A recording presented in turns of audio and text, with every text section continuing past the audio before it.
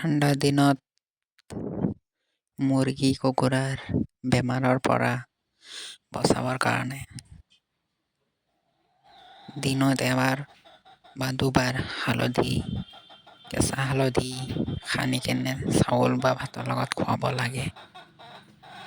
নাহা মনটো আহিছে ৰে। এইটো খোৱা অতি লাভজনক হ'ব পাৰে। নাইবা গুৰ খুৱাব পাৰে।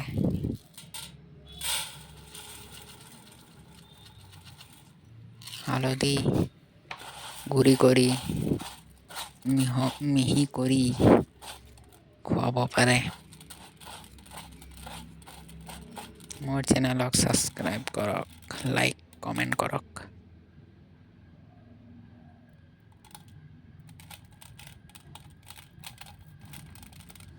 ডিচেম্বৰ মাহত মুৰ্গী কুকুৰাৰ বেমাৰ বেছি হয়।